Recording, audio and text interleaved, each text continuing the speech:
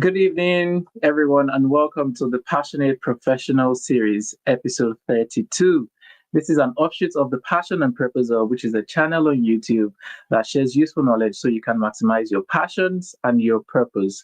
And the reason we do this is so that you can enjoy not just success in your lives, but also fulfillment.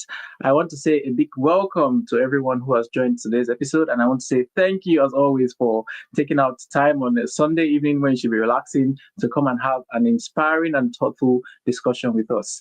The reason why we do these episodes is to show you these passionate professionals and to help you see that they are not cut from different cloth. We're all human beings and we can do this. If we're passionate about it, we can actually make it work. It's just like the concept of candles, bringing a candle close to another lit candle, and by the proximity, you also catch fire and you can go ahead and do that in your own world.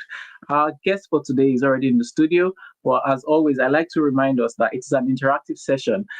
As much as you can, if something strikes out to you or you have questions, please pop them in the comment section and we'll be sure to either talk about it or address the question. So please remember, it's not just a two-way conversation between myself and the guest. It is a conversation between all of us who are passionate professionals who want to go out there and make a difference in the world. Like I said, our guest for today is already in the studio. For as the tradition of this show is, before I bring up the guest, I will ask a question that we can always think about for the rest of the month, and then read out the bio of our guest and then bring our guest on. So, what's our question for today? The question for today is this. I would like you to think about it. Are you setting yourself up for a lifetime of fulfillment or a lifetime of regrets? Hard question. I'm sure everyone will say, oh, of course, I'm setting up myself for a lifetime of fulfillment. Yes, and that is what I want everyone to do. But just before we conclude, let's just go and learn from some people. There's a Chinese proverb that says that if you want to know the road, ask those that have gone ahead of you. And who else can we ask about whether we're setting ourselves up for a lifetime of fulfillment or a lifetime of regret, rather than the people that have actually lived out their lives and at the end of their lives look back at the end of their lives and said, I wish I'd done this, I wish I'd done that. Now, there is a book. If you haven't read it or if you haven't heard about it, you can actually buy the book or read the summary of the book. It's called The Top 5 Regrets of the Dying. And it's a book that was written by Bronnie Ware. She's an Australian palliative care nurse. She worked with people that were dying for about 8 years. And during the time that she was with people that were dying, she kept asking them, if you could live your life differently, what would you do? Or do you have any regrets? And over the years that she worked, these 5 themes kept recurring. And she actually wrote a book about these 5 themes. And the 5 themes are: number one, I wish I had the courage to live a life true to myself, not the life that others expected of me. That's number one. Number two, I wish I had not worked so hard. Passionate professionals, are you hearing this? And she said this was actually a common thing with men. I wish I had not worked so hard. Number three, I wish I had the courage to express my feelings. Hmm. So, number three, top regrets of the dying. Number four, I wish I had stayed in touch with my friends. Some people expanded it as my family and friends. And number five, I wish I had let myself be happier. So think about this. Is there any of these things that actually strikes out or that is hitting you, that is hitting home with you? Is there anything that you feel, I think this one's speaking to me? These were the top 5 regrets of the dying when Bronnie Ware interviewed them. Now, the reason I'm saying this is not so that we can actually plan for regrets. Like I said, we want to live a life of fulfillment, and this is what the passion and purpose of is all about.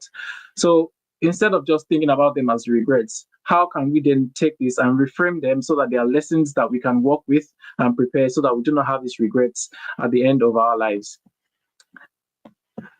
So I've reframed it as the top 5 lessons from the dying. And number one is have courage and don't wait to live the life of your dreams. Don't say, well, yeah, when I finish university or when my children are all grown or when I get this money, why not just have the courage and start now? Start small. You don't have to see the whole staircase. Just take a step and keep doing something towards the life of your dreams.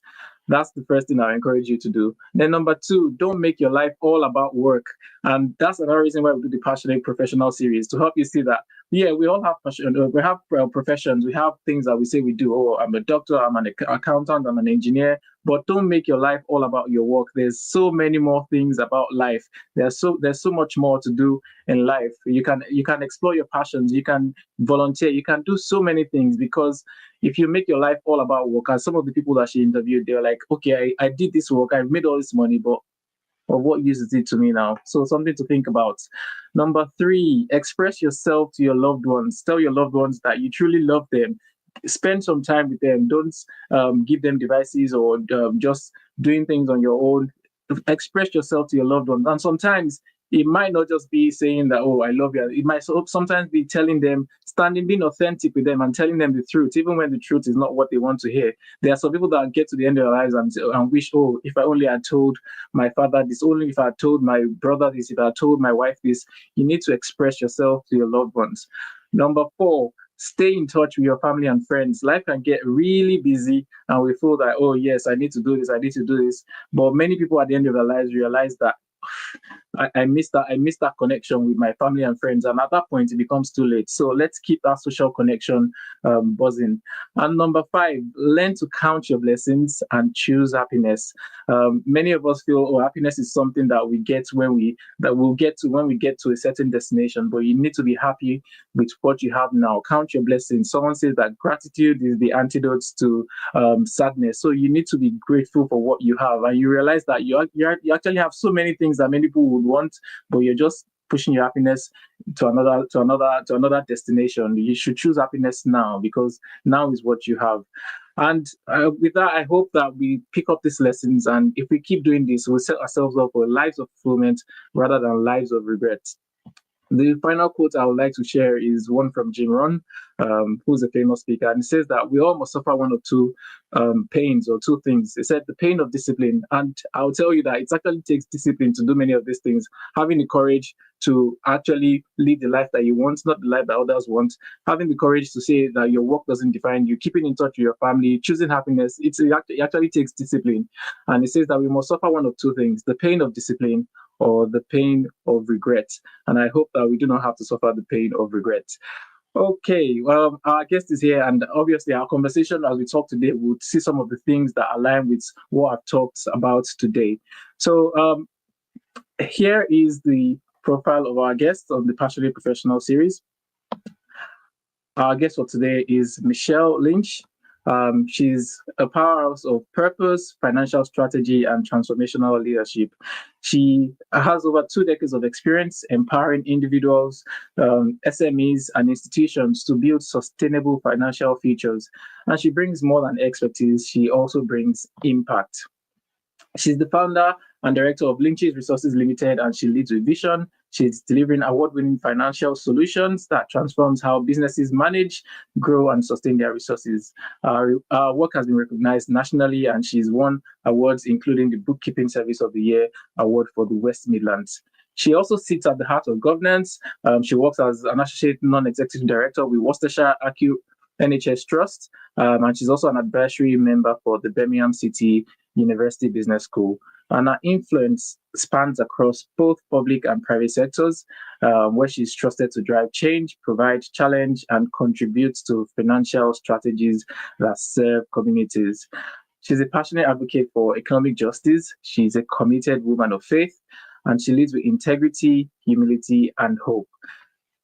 She just off the press, she's just completed her executive MBA, and she continues to mentor, advise, and speak with authenticity and excellence. So, ladies and gentlemen, with that being said, I would like us to invite to the virtual stage our guest for today, Michelle Lynch, MICB. Hi, Michelle. How are you? Thank you for having me. Yeah, it's great to have you here. And yeah, I guess I'm also happy to have you here. Carol Bentley is saying hi as well. So good to have you on the Sunday evening. I love your outfit. I love the neckwear as well. Welcome to the Passionate Professional series. You are a passionate professional. I've met you a couple of times. at some events where you were actually delivering value as well. So it's good to see you and to have you as a guest on our show. And thank you for honoring the invitation. Right. So I've read your bio just now, and the first question I always like to ask, I mean, a very impressive bio is let us meet you. I mean, tell us a bit more about yourself, your background, and things like that. So over to you, Michelle. Oh, thank you very much. Good evening, everyone. Good evening. Thank you for having me here. It's such a privilege to be here because this is what I live for, connecting with people who are ready to transform their life and step into their purpose.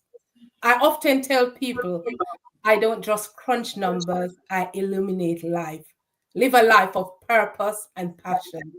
I help people completely change themselves, their relationship with money and leadership. And it goes beyond that. As the hosts have just told you, I'm a woman of faith. I'm also a devoted woman to an incredible teenager daughter who somewhat wholeheartedly believes that where purpose meets preparation, that's where real transformation happens. This is where the magic happens. So who am I? I'm not going to repeat a lot of the things that the hosts have just said, but I am the founder of Lynch's Resources Limited. I'm a consultancy firm that literally redefines financial empowerment, looks like individual and institution.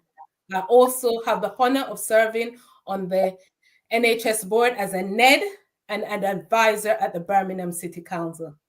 I've just created the Balance Framework, and I'm also a trustee at a few charitable organizations. But here's what really drives me. I'm a strategy, as he just alluded to. I help people and organizations find their sweet spot of clarity, stability, and sustainable growth. So it's not just about working. It's having that balance in life.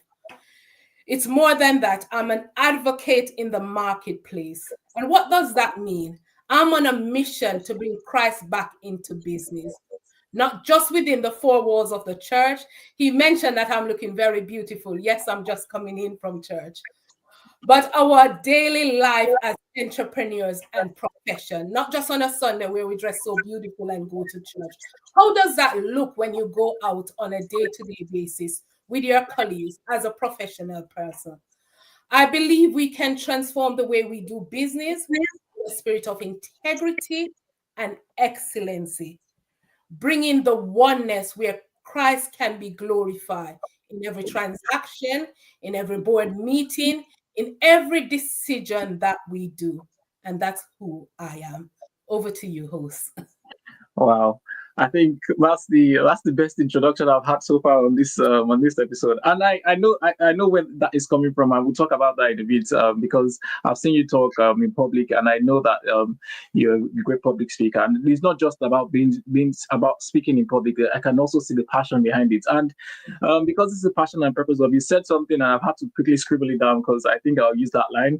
You said when purpose meets passion, that's where transformation happens. Is that what you said? Yeah. Okay. So permit me. I will steal that and I'll keep using that now. That's fine. Yeah. Well, thank you. Well, that's I mean, like I said, it's a very brilliant introduction. You talked about a lot, talking about how I mean, your profession as a certified bookkeeper is not all you do. You don't just crunch numbers, you eliminate life. And you talked about how you bring stability, clarity, and sustainable growth to individuals and businesses. I think that is wonderful. And like I said, I can tell that you are passionate about what you do. And that's what we're here to talk about, and to help others and to help myself catch a bit of that passion that we can take into our daily lives as well. So brilliant. Just out of curiosity, in terms of background, where are you from? Where are you based? Things like that. Okay. As you can tell by my accent, I'm a born, bred Caribbean Jamaican, St. Anne Garden Parish.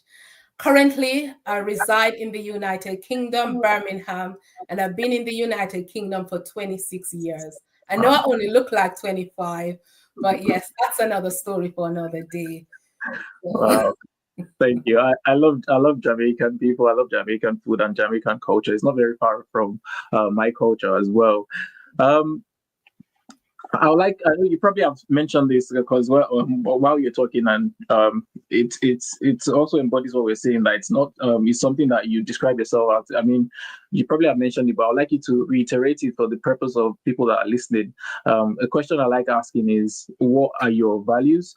Because yeah, we talked about like people. We talked about living a lifetime of fulfillment versus living a lifetime of regrets. And one reason why many people live a lifetime of regret is because they live lives that are inconsistent or incongruent with their values. Many people do not even know what their values are, and you cannot be living a life that is away from your values and expect to be happy. It's incongruent, and that's why I always ask this question. And I feel like we need to keep hitting this home, that we need to define what our values are, and we need to live our lives according to our values. So that's the question I like asking. But for the sake of our audience, could you share with us what your values are?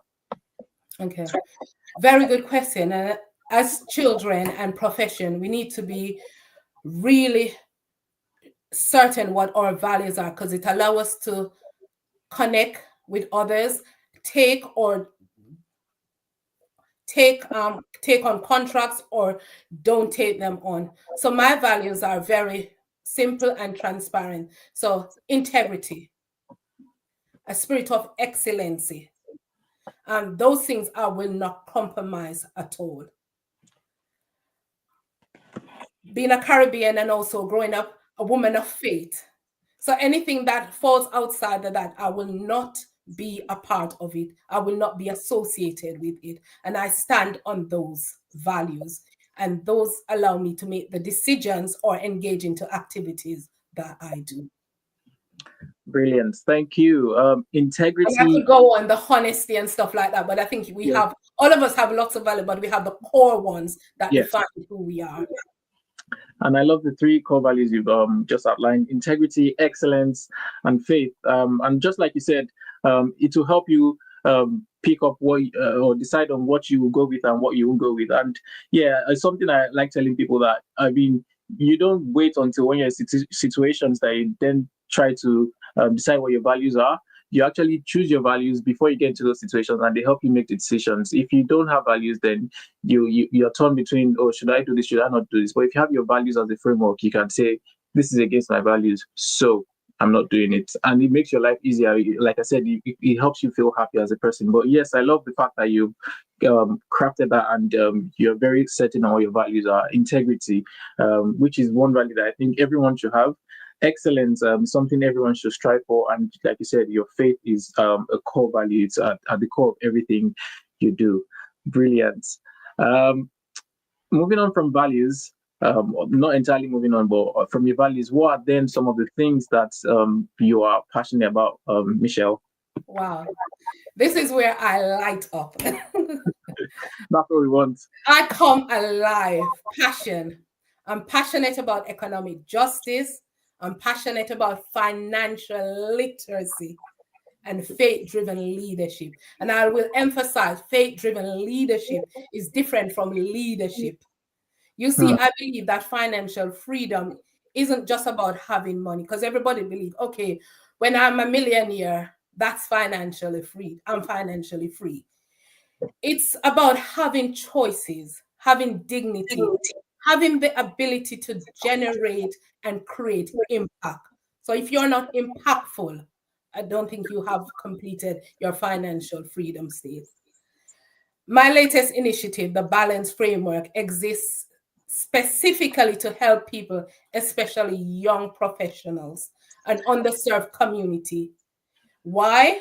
I want them to gain complete control of their financial future with unshakable confidence. Here is something I say. I use lots of phrases, and as you go, you're going to be picking up lots of phrases. Passion without purpose leads to burnout. And I'm going to say that again. Passion without purpose leads to burnout.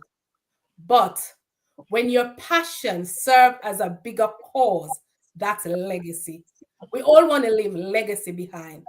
That's what I'm building on. So I am building on a legacy that will outlast me. So if your passion doesn't lead to your purpose, then how are you going to leave a legacy behind? And I'll leave that right there for you to think. Hmm. Yeah, I mean, I'm writing because I'm going to take a lot of this. Obviously, apart from doing the post-interview summary, I'm going to a lot of these are going to be my common phrases. Um, Passion without purpose leads to burnout, and I totally Because we're agree. living in a society now where a lot of people are burnt out.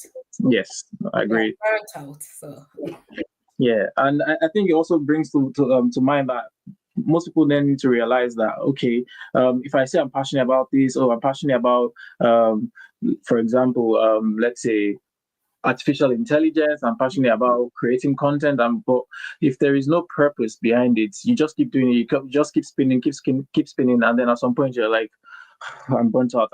I'm tired. I'm moving on to the next thing. But if there's a purpose behind it, like you said, that's when you go ahead to create a legacy. Um, Brilliant, excellent. I mean, I'm lost for words, but yeah, I need to also um, I need to also recap on some of the things you've talked about, some of the things that you're passionate about, economic justice. Yes, like you said, there's so many people that are on the, there are so many communities that are underserved, and financial literacy is something that many people, even many professionals. I remember when I wrote my first book, that was the illiterate professional. It was one of the things I talked about, like, oh yes, I am a professional, but when it comes to things, some of the things I should know regarding finances, I don't know them. So technically, I'm the illiterate professional. Because when people ask me why did you choose that title for the book, but yes, this is something that you're working to address, and with your balance framework, which we'll talk about in a bit, you're helping young individuals, even professionals, to help them find a balance between with their finances and their well-being, which is something that you're very passionate about.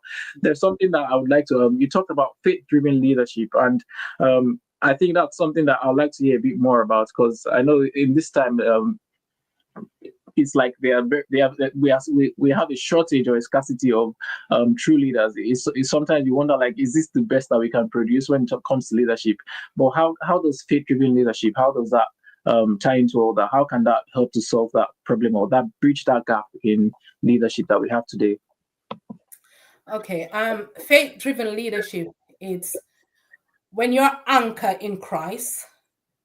So your source is Christ. So you have your quality time, you read.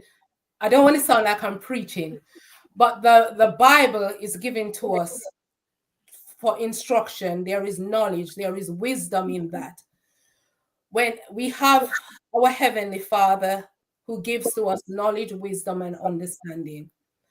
When somebody is rooted and grounded in Christ, so that's their foundation. And on top of that, now they become leaders. Their direction, their clarity, their prompting do not come from what the world say. It comes from instructions from Christ. Hmm.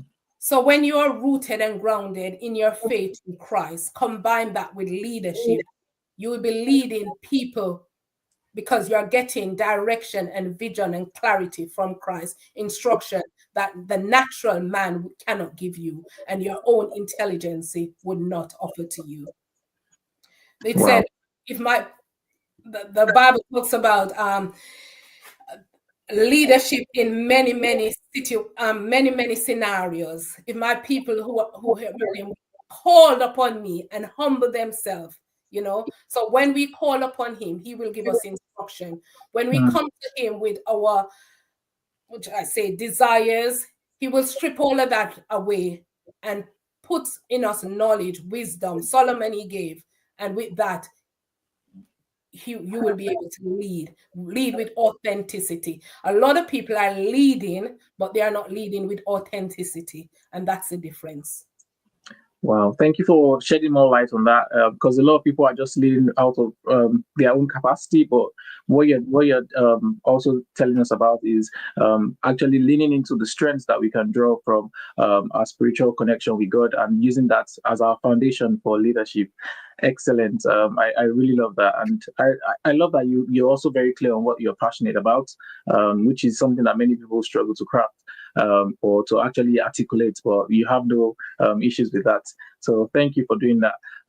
What I would like to ask next is, because a lot of people that are probably meeting you for the first time feel like, oh, Michelle is someone who, I mean, I'm not going to say unshakable because I know you're unshakable, but I mean, it seems like nothing can touch her. Like, oh, she can't, she doesn't face challenges like me. I'm facing challenges, but yeah, Michelle is someone that can face challenges. But I would like you to talk about that. Would you say that you've had a challenging time in your life, and how did you navigate that challenging time? Wow. Excuse me, I'm going to open my heart a little bit now.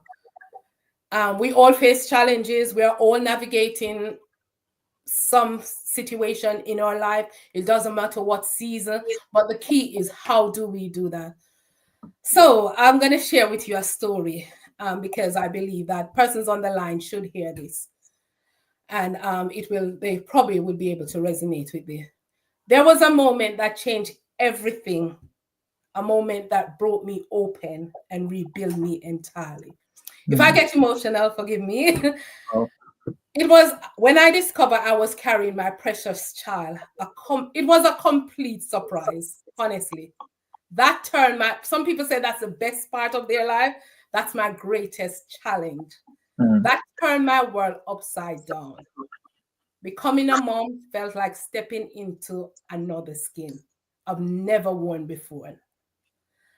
I was still learning how to breathe this identity when the unthinkable happened. You know what happened? When I shared this news, I was working for an accountancy firm at the time. I was a head accountant in the firm. Very small practice. I used to go out and do most of the client work. I shared this news with my employer, hoping for some support during this vulnerable time. You know what happened? I was made redundant instead. Oh no. Wow. Can you feel that weight of betrayal? Here I was, growing alive inside me, needed security more than ever. If you ever have a child, you know what that comes with. Suddenly, the ground beneath my feet crumbled away. That was wow. But they would say the universe wasn't finished testing my strength.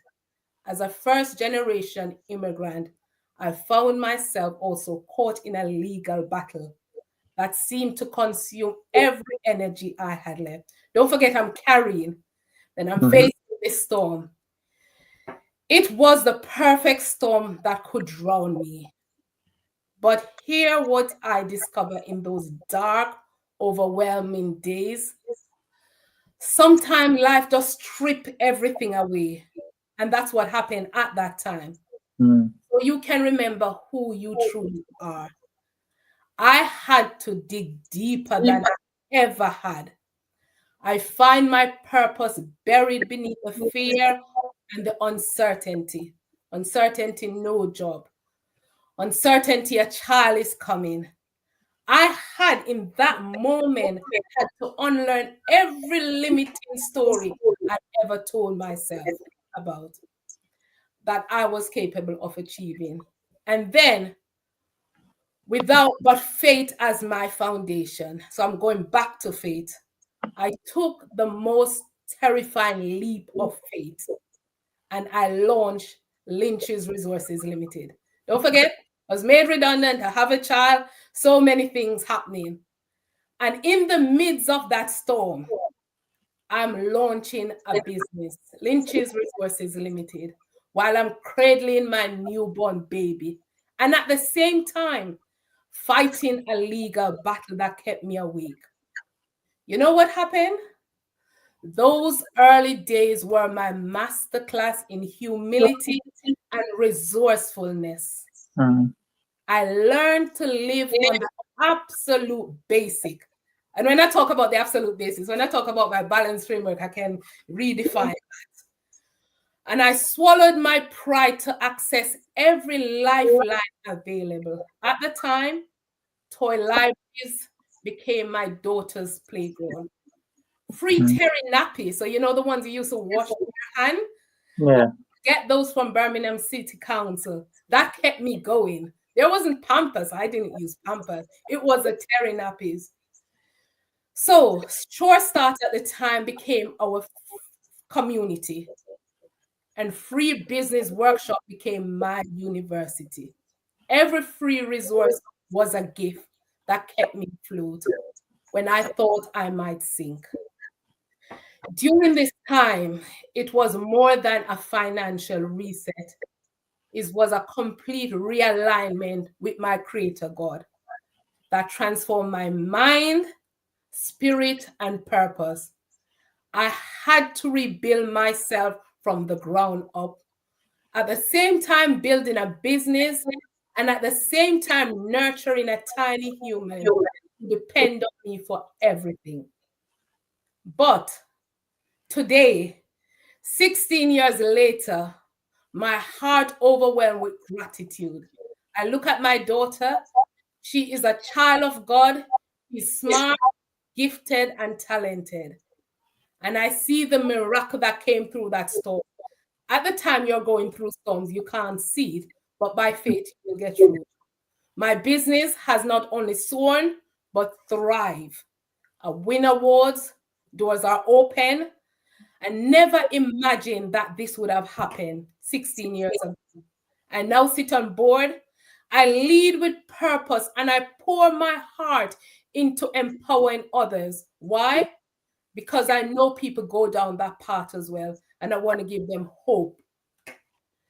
Here is what I want to say to you before I hand over to the host. If you're going through a storm tonight, when life stripped everything away and you thought that you need, there's uncertainty, you're overwhelmed. A lot of people say they're going through mental problem. What I would say, just dig deeper. Trust God with your whole heart, just like I did. Even when, or especially when, it looks so dark. Your dreams aren't dead. They're just waiting to reborn in ways more than you can imagine.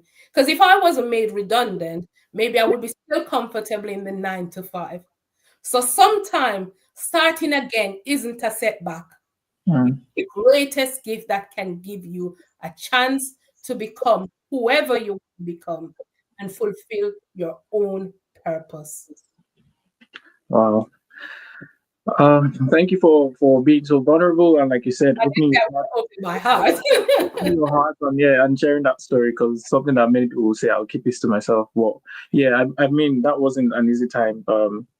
Having a baby, being made redundant, having legal battles, and like you said, I love what you said. You said sometimes life strips everything away so we can remember who we truly are, and I think that's really important, because many times many of us forget that there is greatness in us, and we just we kind of like we're brainwashed that everything is fine and everything is rosy, and we forget that greatness in us. And like you said, sometimes life actually strips all of that away so that you can go back to the core, just like we talked about at the start, and remind yourself of who you truly are. But I think it's also remarkable that despite all of that, in the midst of that storm, you were not just wailing or being frightful. You still stepped out in faith, which is something that I think is really remarkable. And you still went ahead to set up LinkedIn Resources, which till today is still thriving. And like you said, it's a business that has grown in leaps and bounds. So I think that is really, truly remarkable. And thank you for sharing that story. I think you also mentioned about things like which is one thing I also heard, that sometimes life actually throws us crisis, or when the yearning for change within us is at its loudest. Sometimes we wonder, why has this come? Why is this happening to me? But I think that is the time when you need to realize that there is a change coming, and you need to actually step out in faith, just like you did, because at the other side there is lots of things to be grateful for. And with your permission, if that's okay, I'll share a video that you posted on LinkedIn. I think 16 years on, and this is your daughter. I hear She the looks just nerves, like and you, I'm and assuming that you get it. But I'm truly proud of you, because you have shown me many things that I would have not known in school. For example, budgeting. I have a lot more money than my friends do now. And thank you for just showing me that the impossible is possible if you just break it down and live within your means. So thank you. wow. So, I think now it's not only the fact that you are proud of her; she's also proud of you. She's confident, just like you said. She's a good orator, and she said something that I think is a lesson for all of us. She said that you show that the impossible is possible if you only break it down and you live within your means as well. So yes, I think you've done a great job navigating that challenge, and you've come out victorious on the other side of it, and it's something that we all can learn from. So thank you for sharing that story with us. Another, I'm sure that's probably one of your greatest achievements, your proudest achievements, on how your daughter, you've invested in your daughter, and she's turning out to be the person that a child of God. She's doing well in her studies and things like that. But do you have some other achievements that you want to share with us for the sake of people listening? Yeah, sure. One of my other achievements, I was genuinely proud of winning the Bookkeeping Service of the Year award for West Midland. But what that award really represents is and that goes back to my values, my commitment to excellency. It highlights my management services where accounts are regularly monitored so my client never faces a surprise at a year end. As you know, having a limited company, you don't want to say, okay, I have £40,000 to pay to HMRC. And so here's your books, here's how much you need to pay to HMRC. Why I'm so proud? Because my clients, that's never a surprise. Quarterly, we'll sit down, we'll go through the numbers, and they know how much their tax bill is billing up to. So come the end of the year, that's not a surprise. But honestly, my proudest achievement is seeing that transformation in people's life. I will always come back to that space about transformation. When someone goes from financial anxiety to financial confidence, when they move from survival mode to thriving mode, this is when I know I am walking in my purpose. So as much as I don't give them surprises and stuff, my biggest achievement is that transformational piece. Well done on winning that award. I mean, it's remarkable. Because yes, like you said, a lot of people get surprises. People just feel like, yeah, these are your books. This is my job done. Pay me my fees. But you actually personally invest in your clients to make sure that they don't have any surprises. You work out the best outcome for them. And like you said, the transformation from being financially anxious to being financially confident is something that any person or individual or organization would obviously want to have. I think I was watching one of your videos or your interviews, and you talked about how an organization was a six-figure organization was reduced to four figures, and they were talking about letting go of their but then with your help, they went back to six figures. They kept their employees, and yes, it's something remarkable. Thank you for what you do, and well done on winning that award for Bookkeeper of the Year. And now you decided, okay, fine, I've done really well with bookkeeping, but I've realized that there's a gap in the society. A lot of people don't know much about financial literacy, which is one of the things they're passionate about. And then just last month, you launched the Balance Framework. So tell us more about this balance framework. What is the balance framework all about, and how can individuals or organizations tap into it? Okay. So the balance framework is about financial literacy and well-being. It's about breaking that money mindset. It's about analyzing and addressing your debt. It's about living within their means, the L in that. So it's all about the budgeting, the 70-20-10 principle, or the 50-30-20 principle. It's about nurturing, allowing, especially young profession, those who are in school, university. It's about understanding their credit, creating multiple streams of income. How does this work? This will be delivered in the form of workshop trainings so I want to do the preventative. So informing colleges, children in schools, senior schools, and university via workshops or training. So they build those financial habits. So when they come out into the professional world, it will become a norm. People are saying, okay, what about those who are already in profession? That's where their organizations come in. So I could also do workshops and training in the organization to help unlearn and relearn those financial habits. Because when you start creating healthy financial habits, and anybody in their 20s, the Gen Zs, that will set you up for your 30s, your 40s, and your 50s. So my passion is to bring that knowledge, because mental health links to financial problem. So now statistics says that people are choosing between eating and eating. If at a young age you start living within your means, budgeting, applying that on your daily day-to-day life, finding ways of having multiple streams of income, by the time you reach 30 or even in your 40s, you will be able to be financially free. So, yeah, my desire is to bring that into the market, into schools, into universities and colleges. Wow. And one of my long-term desires into DWP. So those who are on benefits, so that there's our way out. So we break that cycle that children who are grown up in a family with benefits, which is okay, but you don't have to stay there. And then what is a legacy you're leaving behind? So we can work towards that. Wow. I think this is a remarkable thing that you're doing. And I think when I wrote my book as well 5 years ago, I was like, yes, many of us went to universities, colleges. I mean, and yes, they taught you about great things, taught you about medicine, taught you about accountancy, taught you about all these things, which are great. I mean, for your career, but that, like I said earlier, it's not, your career is not all that there is to life. You talked about financial literacy and financial well-being, which is something that many times they don't talk about in schools. But I wish that when I was in school, someone talked to me about that, because if I had that right in school and I made some changes in my life back then, I would have seen accelerated progress in my finances by now. So I think that's remarkable that you are doing it. And also going ahead to places like DWP, where some people are actually feeling the brunt, and you're like, oh, this, you don't have to stay in this situation. You can actually turn things around. And also going to organizations, I think, is remarkable.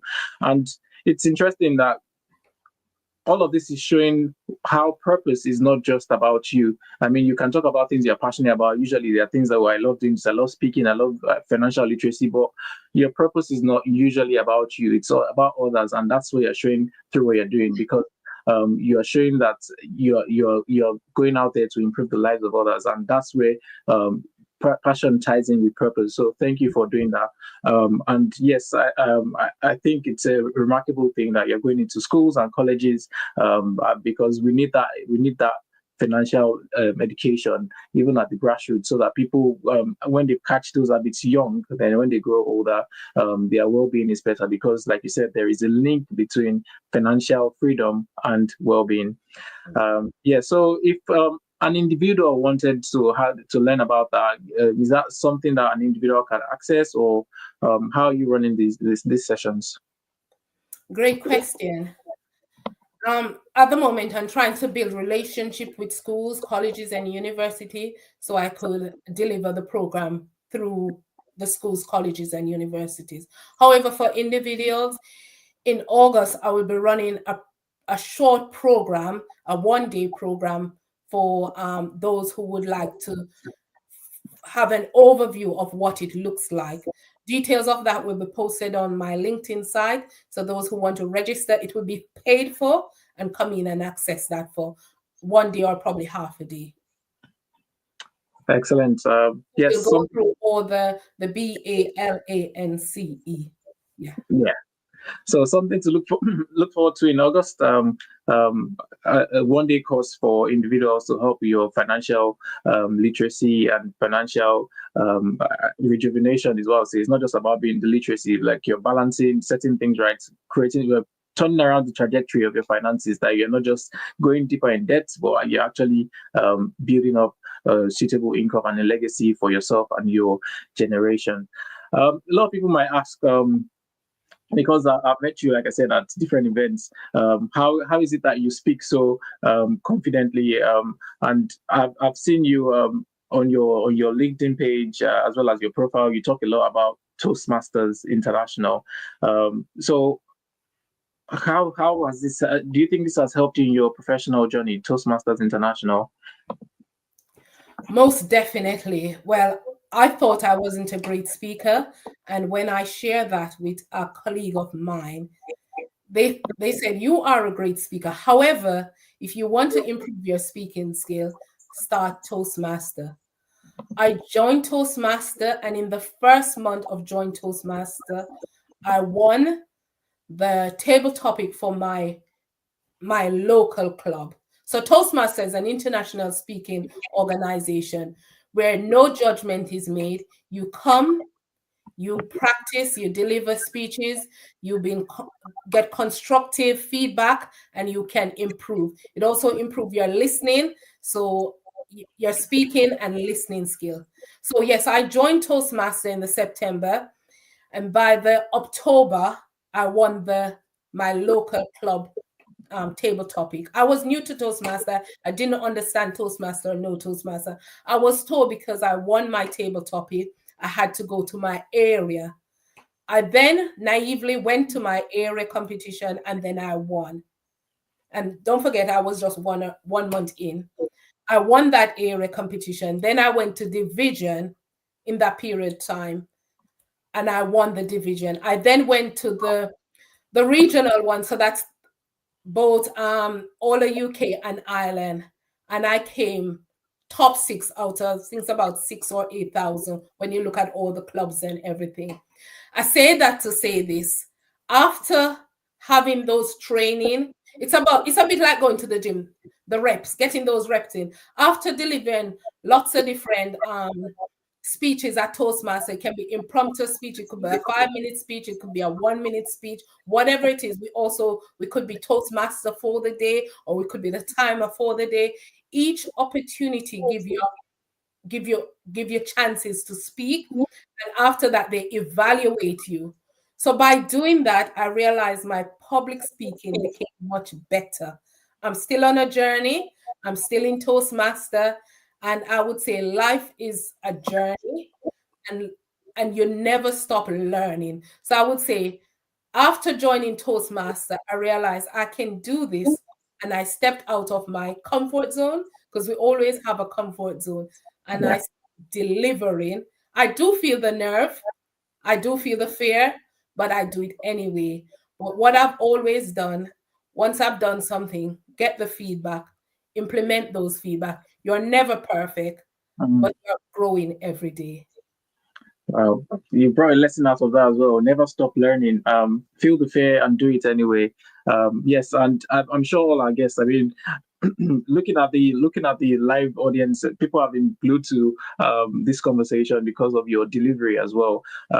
Not just your remarkable story, but also the delivery. And I think I can attest that you've grown as a speaker over the past year that I've known you. We talked about. Thank you. Thank you. We talked about not just defining yourself about with your work. Also, when I was talking about the top 5 regrets of the dying, and yes, on this show we like talking about work-life balance, because it's, you can't just say, "Oh, I'm a passionate professional, so I work 365 days a week." Yeah, sorry, I don't have time for myself. This is my life. No, I don't think that is the true definition of a passionate professional. So how then, Michelle, do you balance your busy work with what you do in terms of your bookkeeping services, with your balance framework and things? How do you balance work and life? Great question. And I will use the word intentional. You got to be intentional. And I would say balance isn't about perfection. It's about priorities.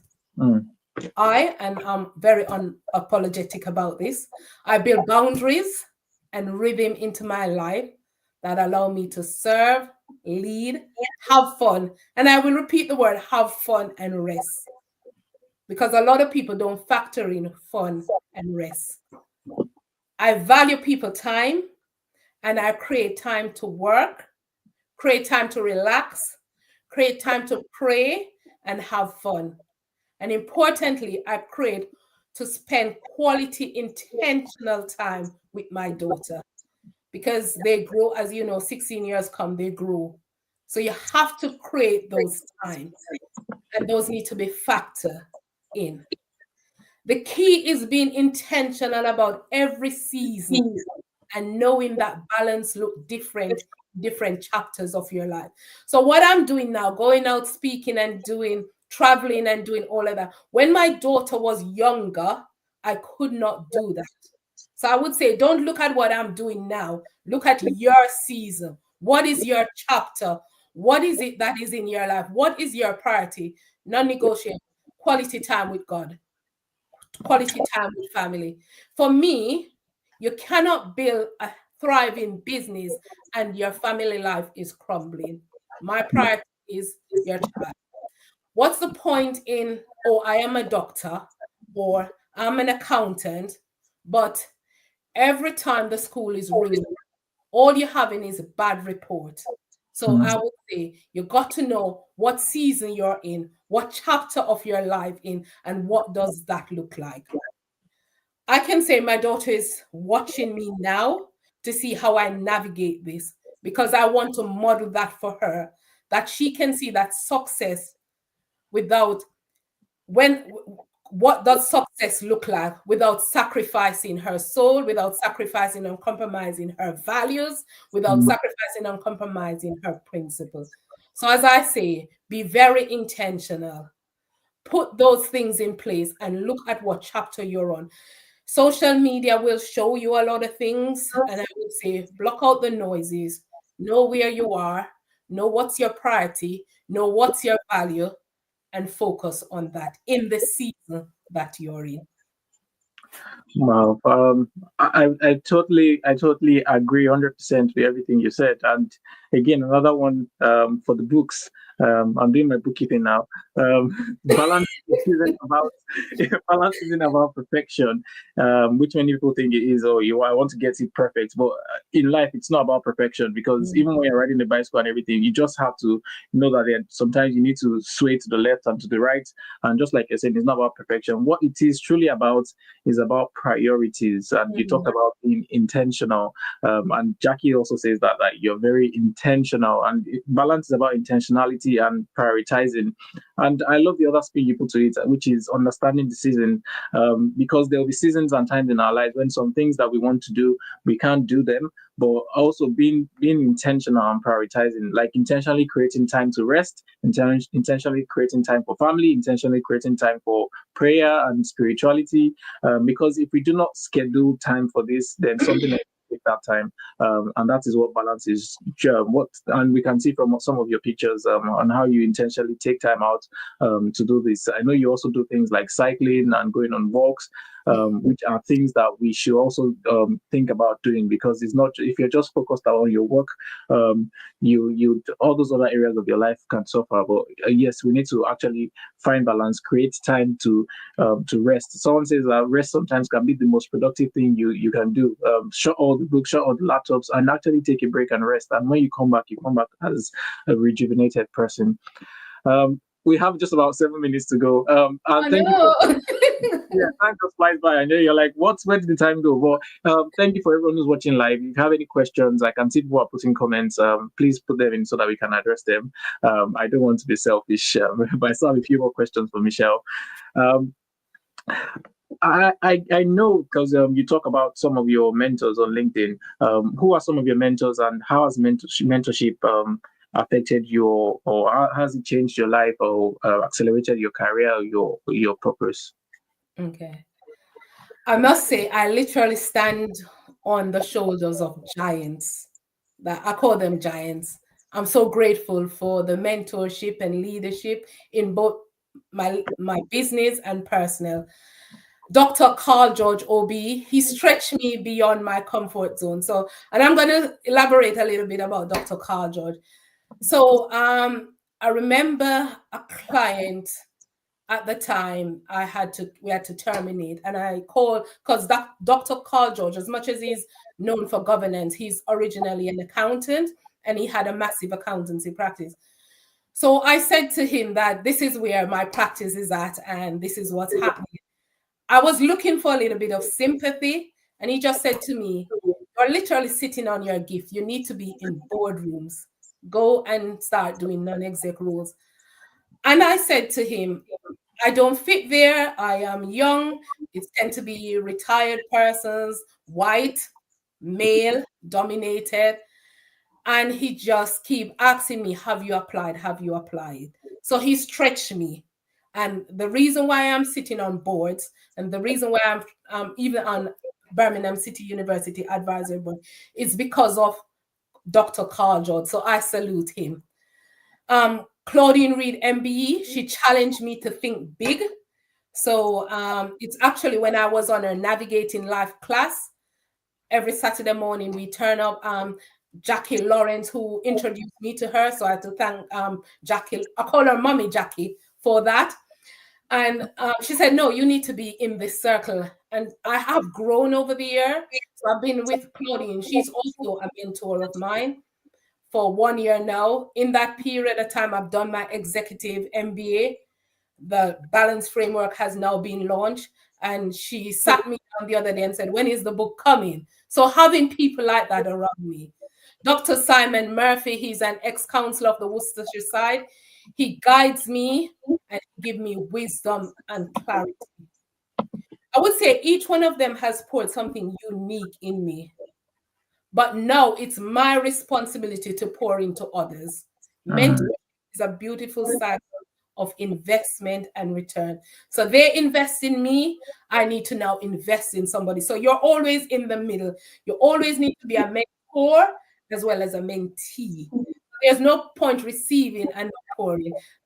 And always say when you're pouring your children, because some people, they're advising everybody, they're mentoring everybody, but those in their inner circle is not be like their children.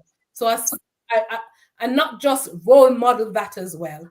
Yeah, because it's good to talk, but action speak louder than words.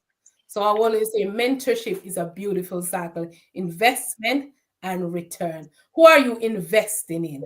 Is the question, and I'll drop that there. Okay. I wish you can carry on for another hour. Well, wow. I love the fact that I mean the way you started, I think you outlined it clearly that you're standing on you're sitting on the shoulders of giants, and I think that shows that mentorship helps you to actually see farther than you normally see if you're doing it all by yourself. It helps you go faster than you normally go if you're going alone. And I love the fact that you have multiple mentors as well, because it shows that you can draw wisdom and knowledge from multiple sources. But I think the icing on the cake was when you said that yes, you've gained all of this from your mentors, but it is a cycle. Mentorship is a cycle. As much as you've been getting all of this, you also need to invest. You need to pour into others. There is this story about a guy that went to one of these Chinese masters, I mean, in terms of practicing martial arts, and then it was like, oh, can you teach me the latest skill I can learn so that I can become the greatest in the world. And he was just looking at him, he wasn't answering, he was just pouring tea into a cup. And he just kept pouring the tea, and he was looking at the master like, what is wrong with you? You can't see that the cup is overfull and it's overflowing, and you keep pouring into the cup. And he looked at him and he's like, that is the problem with you. You need to empty your cup if you want to get full. And that's the thing with mentorship as well. And I love the fact that you said you don't just, many people just keep joining in, and they never want to invest in others, but you are turned into a cycle. And also don't forget those that are close to you as well. I think this is a good point to actually end my interview. I think because for the sake of time, I think, do you have any last advice for us? Any words for young professionals? Anything you want to share? Yeah, I would say a few. I probably can't crush this in 1 minute. Yeah. Young professionals, don't shrink to fit in rooms where you were sent to transform. I say that to say this: know your values. Don't compromise. Anchor yourself in Christ and let Christ lead you. Because sometimes you're going into rooms, you don't have to conform to the norm. You're sent in there to transform. And that's why I say I'm bringing Christ back into the marketplace. You are the voice that needs to speak out. So if you are the privilege to be in leadership, speak out. and allow that to happen. Always remember that leave a legacy behind. You are becoming, you're not behind, you're not too late, you're exactly where you need to be. Build your network with authenticity, sorry. Know your values, never stop learning. And also, most importantly, anchor your career to something deeper than your paycheck. Why I say that? This once you discover your purpose, you can turn your hobbies into dreams, and those dreams can become income generator. Don't be afraid to place a value on yourself and know your worth and add tax to it. So, as you go, live your life, mentor someone. Sorry, always having somebody mentor you, and also do the same by be a mentor and a mentee. But importantly, know your values and let Christ shine through you. I think I've gone over. I have many more to say, but I'll stop there. No, that's totally fine. I think that's a perfect mic drop moment. I think you've embodied what the Passionate Professional series is all about. It's not just about your profession, it's about your passions, it's about your purpose. And I'm going to change my closing statement today because I've learned some new things from Michelle. And my closing statement for today, before I go to the closing statement, thank you to everyone who's watched live. I think you guys are the true MVPs. Thank you for being, because it would have just been a boring conversation if it was just between Michelle and myself. But yes, you've added color to it, and thank you for listening. And I hope that it's delivered on what you expected that it would deliver. And now to my closing statement. Remember that where your purpose meets your passion, that's where transformation happens. Thank you, everyone. I hope to see you on the next episode next month. Have a good week. Bye, everyone.